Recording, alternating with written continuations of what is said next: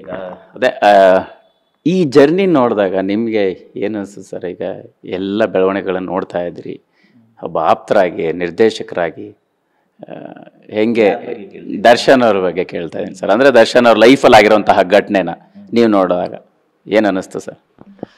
Actually ನನಗೆ ಹತ್ತಿರದವನಾಗಿ ತುಂಬ feel ಆಗುತ್ತೆ. ಯಾಕೆಂದರೆ ಆ ಥರದ ವ್ಯಕ್ತಿ ಅಲ್ಲ ನಾನೀಗಿಲ್ಲ ಅಂದರೆ 3 ಸಿನಿಮಾ ಜೊತೇಲಿ ಕೆಲಸ ಮಾಡಿದ್ವಿ. ಸುಮಾರು 15-14ನೇ ಇಸ್ವಿಯಿಂದ ಜೊತೇಲಿದ್ದೀವಿ. ಪ್ರತಿಯೊಂದನ್ನು ಅವ್ರ ಜೊತೇಲಿ ಓಡಾಡಿದ್ದೀವಿ. ಅವ್ರ ಒಡನಾಟ ಗೊತ್ತು, ಅವ್ರ ಕ್ಯಾರೆಕ್ಟರ್ಗಳು ಗೊತ್ತು, ಎಲ್ಲ ಗೊತ್ತು. ಬಟ್ ಯಾವ ಟೈಮು ಏನಕ್ಕೆ ಹಿಂಗೆ ಆಯಿತು, ಯಾರಿಂದ ಆಯಿತು ನಮಗೆ ಗೊತ್ತಿಲ್ಲ ಅದು. ಯಾಕೆಂದರೆ ಅದನ್ನು ನಾವು ಕಣ್ಣಾರೆ ನೋಡದೇ ಇರೋದು ನಾವು ಹೇಳೋಕ್ಕೆ ಬರಲ್ಲ. ಬಟ್ ಆ ಥರ ಮಾಡೋ ಮನುಷ್ಯನೇ ಅಲ್ಲ ಅಂತ ನಾನು ಈಗಲೂ ಅದೇ ಹೇಳ್ತೀನಿ. ಬಟ್ ಆಗಿದೆ, ಪ್ರೂವ್ ಆಗಿದೆ, ಮಾಡಿದ್ದಾರೆ ಅಂತ ಹೇಳ್ತಾರೆ. ನಾವು ಅದಕ್ಕೆ ನಾವೇನೂ ಹೇಳಲಿಕ್ಕಾಗಲ್ಲ. ಅದು ಕೋರ್ಟ್ ಇದೆ, ಪೊಲೀಸ್ ಇದ್ದಾರೆ, ಅದೇನು ನೋಡ್ಕೊಳ್ತಿದ್ದಾರೆ. ಬಟ್ಟು ಈಗ ಆಗಬಾರ್ದಾಗಿತ್ತು, ಈಗ ಆಯಿತು. ಅವ್ರ ಬಗ್ಗೆ ನಾವು ಎಲ್ಲರೂ ಈಗ ಏನು ಕೇಳಿದ್ರು ಇದನ್ನೇ ಹೇಳೋದು. ಈಗ ಆಗಬಾರ್ದಾಗಿತ್ತು, ಈಗ ಆಗೋಗಿದೆ. ದೇವರಿದ್ದಾನೆ, ಇವತ್ತೆಲ್ಲ ನಾಳೆ ಹೊರಗಡೆ ಬರ್ತಾರೆ ಮತ್ತು ಸಿನಿಮಾ ಮಾಡ್ತಾರೆ ಅನ್ನೋದೊಂದು ನಂಬಿಕೆ ನನಗಿದೆ. ಇದೆಲ್ಲದರ ಜೊತೆಗೆ ಅದೇ ಅಂದರೆ ಬುಲ್ಬುಲ್ ಟೈಮಲ್ಲಿದ್ದಂತಹ ದರ್ಶನ್ ಅವ್ರನ್ನ ನೀವು ಕಂಡಂಗೆ ಸರ್, ಈ ಇಡೀ ಜರ್ನಿ ಚೇಂಜ್ ಆದ ಹಂತದಲ್ಲಿ ಅವರು ಬದಲಾದ ರೀತಿ ಹೆಂಗೆ ಅನಿಸುತ್ತೆ? ಅವತ್ತು ಅವ್ರಿಗಿದ್ದಂಥ ಡ್ರೀಮ್ಸ್ ಆಗಿರ್ಬೋದು, ಥಾಟ್ಸ್ ಆಗಿರ್ಬೋದು, ಹೇಗಿತ್ತು ಅಂತ ಅನಿಸುತ್ತೆ? ನನಗೇನು ಅನಿಸಿಲ್ಲ. ನಾನು 3 ಸಿನಿಮಾ ಮಾಡಿದಾಗೂ ನನಗೇನು ಅನಿಸಿಲ್ಲ ಅವರು. ನಾನು ಈ ಪ್ರತಿ ಸಲ ಎಲ್ಲರಿಗೂ ಹೇಳ್ತೀನಿ ಒಬ್ಬ ಡೈರೆಕ್ಟ್ರು ಹೀರೋ ಅವರು ಅಂತ. ಅವರಿಲ್ಲ, ನಾನೀಗಿಲ್ಲದೆ ಒಂದೇ ಸಿನಿಮಾದಲ್ಲಿ ಹೊರಗಡೆ ಬಂದುಬಿಡ್ಬೇಕಾಗಿತ್ತು. ನಾನು 3 ಸಿನಿಮಾ ಕಂಟಿನ್ಯೂ ಮಾಡಿದ್ದೀನಿ ಅಂದರೆ ಅವರು ವ್ಯಕ್ತಿತ್ವ ಚೆನ್ನಾಗಿರೋದನ್ನು. ಅವರು ಆಮೇಲೆ ತುಂಬ ಸರಳ ಜೀವಿ ಅವರು. ಅವರಿಗೊಂದು ನಾನೊಬ್ಬ ಹೀರೋ, ನಾನು ಬೇಕಾದಷ್ಟು ಶ್ರೀಮಂತ, ದುಡ್ಡಿದೆ ಆ ಥರ ಇವತ್ತು ಕೆಳಗಡೆ ತುಂಬ ಲೋ ಇರೋರನ್ನೇ ಚೆನ್ನಾಗಿ ಮಾತಾಡ್ತಾರೆ, ಚೆನ್ನಾಗಿ ಅವ್ರ ಜೊತೆಲೇ ಕೂತ್ಕೊಂಡು ಊಟ ಮಾಡ್ತಾರೆ. 4 ಜನ ಹೊತ್ಕೊಂಡು ಕ್ಯಾರವನಲ್ಲಿ ಕೂತ್ಕೊಂಡು ಸಪ್ರೇಟಾಗಿ ತಿನ್ನೋ ಊಟ ಇಲ್ಲ, ಎಲ್ಲರ ಜೊತೆ ಸೇರಿಕೊಂಡು ಎಲ್ಲ ಗುಂಪಲ್ಲಿ ಕೂತ್ಕೊಂಡು ಊಟ ಮಾಡ್ತಾರೆ. ಆ ಥರ ಕ್ಯಾರೆಕ್ಟರ್ ಇದ್ದವರು ಇವತ್ತು ಆ ಥರ ಆಗಿದೆ. ಈ ಥರ ಪರಿಸ್ಥಿತಿ ಇದ್ದರೆ ನಂಗೆ ತುಂಬ ಬೇಜಾರಾಗ್ತಿದೆ ಹೊರತು ಅವ್ರ ಬಗ್ಗೆ ನಂಗೆ ಏನೂ ಹೇಳಲಿಕ್ಕೆ ತೋರಲ್ಲ ಸರ್. ಈಗ ಅಂದರೆ ಒಬ್ಬ ಸ್ಟಾರ್ ನಟರ ಲೈಫಲ್ಲಿ ಹೀಗಾದಾಗ ಸಿನಿಮಾ ಇಂಡಸ್ಟ್ರಿ ಮೇಲೆ ಅದು ಯಾವ ರೀತಿ ಪರಿಣಾಮ ಬೀರ್ಬೋದು ಅಂತ ನಿಮ್ಗೆ ಅನ್ಸುತ್ತೆ? ಯಾಕಂದ್ರೆ ನೀವು ಕೂಡ ಸಿನಿಮಾ ಮಾಡಬೇಕು ಅಂದರೆ ಅವರಿದ್ದರೆ ಸಿನಿಮಾ ಇಂಡಸ್ಟ್ರಿಗೆ ಯಾವ ರೀತಿ ಹೆಲ್ಪ್ಫುಲ್ ಆಗಿರ್ತಿತ್ತು, ಮತ್ತು ಈಗ ಹೊಸ ಹೊಸ ಪ್ರಯತ್ನಗಳು ಇಂಡಸ್ಟ್ರಿಯಲ್ಲಿ ಆಗ್ತಾ ಇರೋದ್ರಿಂದ ಹೇಗೆ ಅನ್ನಿಸ್ತಾ ಇದೆ ಅಂತ? ಈಗ ನಾನು ದರ್ಶನ್ ಬಗ್ಗೆನೇ ಹೇಳಬೇಕಾಗಿದ್ರೆ ಈಗ ಇದ್ದಿದ್ರೆ ಈಗ ಆ ಸಿನಿಮಾ ಇಷ್ಟೊತ್ತಿಗೆ ಈ ಥರ ಒಂದು ಇನ್ಸಿಡೆಂಟ್ಸ್ ಆಗಿಲ್ಲ ಅಂದಿದ್ರೆ ಇಷ್ಟೊತ್ತಿಗೆ ಇನ್ನೊಂದು 2 ಸಿನಿಮಾ ಸ್ಟಾರ್ಟ್ ಆಗಿರೋದು.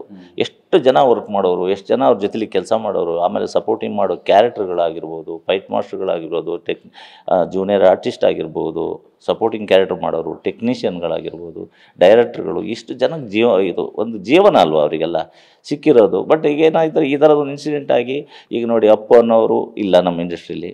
ಆ್ಯಕ್ಚುಲಿ ದರ್ಶನ್ ಬಿಟ್ಟರೆ ಇನ್ನು ಯಾರೂ ಇಲ್ಲ, ಈ ದರ್ಶನ್ ನಮ್ಮ ಕನ್ನಡದ ಆಡ್ತಾರೆ ಅಂದರೆ ಅವ್ರಿಗೂ ಈ ಥರ ಒಂದು ಇದಾಗಿ ಹಾಗಾಗಿ ನಮ್ಮಲ್ಲಿ ಈಗ ಕನ್ನಡ ಇಂಡಸ್ಟ್ರಿ ಅರ್ಧ ಕೆಳಗಡೆ ಬರೋಕ್ಕೆ ಕಾರಣವೇ ಈ ಥರ ಒಂದು 2-3 ಇನ್ಸಿಡೆಂಟ್ಸ್ಗಳಾಗಿರೋದ್ರೆ ಕನ್ನಡ ಇಂಡಸ್ಟ್ರಿ ಮರ್ತೋಗೋ ಲೆವೆಲಿಗಿತ್ತು. ಇವತ್ತೇನೋ ಈಗೊಂದು ಚೂರೇನೋ ಉಸಿರಾಡ್ತಾ ಇದೆ. ಸೂಪ್ರಮ್ ಪಿಕ್ಚರಿಂದ ಈಗ ಸೂಪ್ರಮ್ ಒಂಚೂರು ಎಲ್ಲ ಕಡೆ ಹೆಸರು ಬಂದಿದೆ. ಈಗ ಎಲ್ಲ ಹೊಸಬರು ಹಾಕಿದ್ರೂ ಸಿನಿಮಾ ನೋಡ್ತಾರೆ, ಜನಗಳು ಸ್ವಲ್ಪ ಚೇಂಜ್ ಆಗಿದ್ದಾರೆ. ಬಟ್ ಒಳ್ಳೆ ಕಂಟೆಂಟ್ ಇದ್ದರೆ 100% ನೋಡ್ತಾರೆ ಅನ್ನೋದೊಂದು ನಂಬಿಕೆ ಬಂದಿದೆ ಈಗ. ಎಸ್ ಸರ್, ಇದೆ ಈ ಸಕ್ಸಸ್ನ ಜೊತೆಗೆ ಅಂದರೆ ಈಗ ಆಗ್ತಾ ಇರುವಂತಹ ಸಕ್ಸಸ್ನ ಬೆಳವಣಿಗೆಗಳ ಜೊತೆಗೆ ನಿಮ್ಮ ಸಿನಿಮಾ ಕೂಡ ಪ್ರೇಕ್ಷಕರ ಎದುರು ಬರ್ತಾ ಇದೆ, ಜಂಬೂ ಸರ್ಕಸ್ಸು. ಸೊ ಹೇಗೆ ಪ್ರೇಕ್ಷಕರನ್ನ ಸೆಳಿಬೋದು ಅನ್ನೋಂಥದ್ದು, ಏನೆಲ್ಲ ವಿಶೇಷತೆಗಳು ಜನರಿಗೆ ತಲುಪೋದು ಅಂತ? ಜಂಬೂ ಸರ್ಕಸಲ್ಲಿ ಆ್ಯಕ್ಚುಲಿ ಒಳ್ಳೆ ಸಾಂಗ್ಗಳಿದ್ದಾವೆ. ನಾನು ಫಸ್ಟು ಏನು ಹೇಳ್ತೀನಿ, ಜನಗಳು ಒಳಗಡೆ ಬರಲಿಕ್ಕೆ ಹೇಳ್ತಾಯಿದ್ದೀನಿ, ಕೇಳಲಿಕ್ಕೆ ಒಳ್ಳೆ ಸಾಂಗ್ ಇದೆ. ವಾಸುಕಿ ವೈಭವ್ ಅವರು ಒಳ್ಳೆ ಕಂಪೋಸಿಂಗ್ ಮಾಡಿ ಒಳ್ಳೆ ಟ್ಯೂನ್ಗಳು ಮಾಡಿದ್ದಾರೆ. ಒಂದು ಹಾಡು ಅವರೇ ಹಾಡಿದ್ದಾರೆ, ಜಯಂತ್ ಕಾಯ್ಕಿಣಿಯವರು ಅದಕ್ಕೆ ಲಿರಿಕ್ಸ್ ಬರೆದಿದ್ದಾರೆ. ಮಂದಹಾಸ ಅಂತ ಒಂದು ಸಾಂಗ್ ತುಂಬ ಕ್ಯಾಚಿಂಗ್ ಇದೆ, ಅದು ನಾವು ಇನ್ನೂ ಬಿಟ್ಟಿಲ್ಲ, ಅದನ್ನೂ ಸದ್ಯದಲ್ಲಿ ಬಿಡ್ತಾರೆ. ಈಗ ಅದು ತುಂಬ ಚೆನ್ನಾಗಿದೆ. ಹಾಗೇ ಈಗ ಒಂದು ಡುಯೆಟ್ ಸಾಂಗ್ ಇದೆ, ಕವಿರಾಜ್ ಅವರು ಬರೆದಿರೋದು. ಅದು ಭಾರಿ, ಅದು ನಿಜವಾಗ ನಕುಲ್ ಅಭಯಂಕರ್ ಹಾಡಿದ್ದಾರೆ. ಅದು ಕೂಡ ತುಂಬ ಈಗಾಗಲೇ ಟ್ರೆಂಡಿಂಗಲ್ಲಿದೆ. ಎಲ್ಲರೂ ತುಂಬ ನೋಡಿದವರೆಲ್ಲ ನನಗೆ ಎಷ್ಟೋ ಜನ ಫೋನ್ ಮಾಡಿರ್ತಾರೆ, ತುಂಬ ಚೆನ್ನಾಗಿದೆ ಹಾಡನ್ನು, ಅದನ್ನು ಸ್ವಲ್ಪ ಜಾಸ್ತಿ ಪಬ್ಲಿಸಿಟಿ ಮಾಡಿ ಅಂತ ಹೇಳ್ತಾಯಿದ್ದಾರೆ.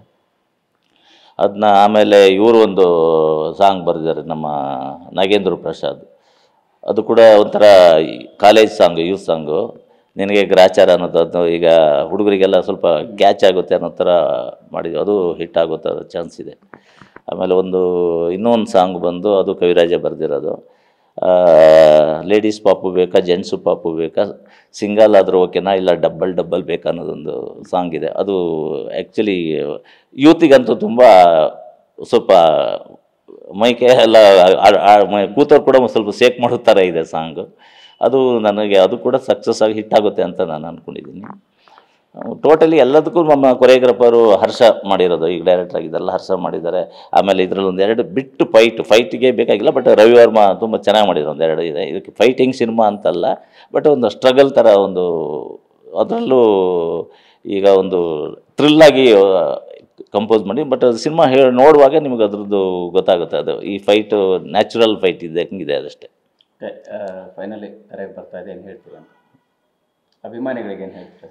ನಿಮ್ಮದಾಗಿರ್ತಕ್ಕಂಥ ಆಡಿಯನ್ಸ್ಗೆ ಹೆಂಗೆ ಇದನ್ನು ತಗೊಳ್ಬೇಕು? ಈಗ ಈ ಸಿನಿಮಾ ನೀವು ಬಂದು ನೋಡಿ, ಆಡಿಯನ್ಸಿಗೆ ನಾನು ಪ್ರತಿ ಯಾವುದೇ ಸಿನಿಮಾದಲ್ಲಿ ನನ್ನ ಸಿನಿಮಾ ನೋಡಿ ಈ ಸಿನಿಮಾ ಸೂಪರಾಗಿದೆ, 100 ಡೇಸ್ ಹೋಗುತ್ತೆ, ಎಕ್ಸ್ಟ್ರಾರ್ಡಿನರಿ ಅಂತ ನಾನು ಇಲ್ಲಿ ತನಕ ಹೇಳ್ಕೊಬಂದಿಲ್ಲ. ನಾನು 100 ಡೇಸ್ ಹೋದ ಸಿನಿಮಾಗಳಿಗೆ ಕೂಡ ನಾನು ಹೇಳ್ಕೊಬಂದಿಲ್ಲ ಎಕ್ಸ್ಟ್ರಾರ್ಡಿನರಿ ಆಗಿದೆ ಹೀಗಿದೆ ಅಂತ ನಾನು ಯಾವತ್ತೂ ಹೇಳಿಲ್ಲ. ಬಟ್ ನೀವು ನಂದು ಎಲ್ಲ ಸಿನಿಮಾ ಗೆಲ್ಸಿದ್ದೀರಾ, ಕೃಷ್ಣ ಆಗಿರ್ಬೋದು, ಚೆಲ್ಲಾಟ ಆಗಿರ್ಬೋದು, ಫ್ರೆಂಡ್ಸ್ ಆಗಿರ್ಬೋದು, ಜಾಲಿ ಡೇಸ್ ಆಗಿರ್ಬೋದು, ಎಲ್ಲ ಗೆಲ್ಸಿದ್ದೀರಾ ನೀವು ಅದಕ್ಕಿಂತ ಇದೊಂಥರ ಫೀಲ್ ನಿಮ್ಗೆ ಚೆನ್ನಾಗಿ ಹೊಸದಾಗಿ ನಿಮಗೊಂದು ಮೂಡೇ ಬೇರೆ ಥರ ಇರುತ್ತೆ. ಈ ಸಿನಿಮಾ ನೋಡಿದ್ರೆ ನಿಮಗೊಂದು ಏನೋ ಎನರ್ಜಿ ಸಿಗುತ್ತೆ. ಈ ಸಿನಿಮಾ ಟೈಮ್ ಪಾಸಿಗಂತೂ ನಿಮ್ಗೆ 100% ಆಗುತ್ತೆ. ಈ ಸಿನಿಮಾ ನಿಮ್ಗೆಲ್ಲೂ ಬೋರ್ ಹೊಡಿಸಲ್ಲ ಅನ್ನೋದೊಂದು ಗ್ಯಾರಂಟಿ ನಾನು ಕೊಡ್ತೀನಿ. ಈ ಸಿನಿಮಾ ಬಂದು ನೋಡಿ ಅಂತ ಅಷ್ಟೇ ಕೇಳ್ಕೊಡ್ತೀನಿ. Thank you sir. ಸೊ ಇದಿಷ್ಟು ನಿರ್ದೇಶಕ MD ಶ್ರೀಧರ್ ಅವರ ಮಾತಾಗಿರ್ತಕ್ಕಂಥದ್ದು. ಅಂದರೆ ಇಷ್ಟು ವರ್ಷ ಸಿನಿಮಾ ಇಂಡಸ್ಟ್ರಿ ಮಾಡಿರ್ತಕ್ಕಂಥ ಎಲ್ಲ ಸಿನಿಮಾಗಳು ಒಂದು ಬೇರೆದೇ ರೀತಿಯಲ್ಲಿ ಅಭಿಮಾನಿಗಳನ್ನು ಸೆಳೆದಿದೆ. ಸೊ ಇದು ಕೂಡ ಅಂಥ ಭರವಸೆಯಲ್ಲಿದೆ ಅನ್ನೋಂಥ ಮಾತನ್ನು ಹೇಳ್ತಕ್ಕಂಥದ್ದು. ಕ್ಯಾಮ್ರಾ ಪರ್ಸನ್ ಜಗನ್ ಜೊತೆ ಮಾಲ್ತೇಶ್ ಜಗ್ಗಿನ್, TV9 ಬೆಂಗಳೂರು.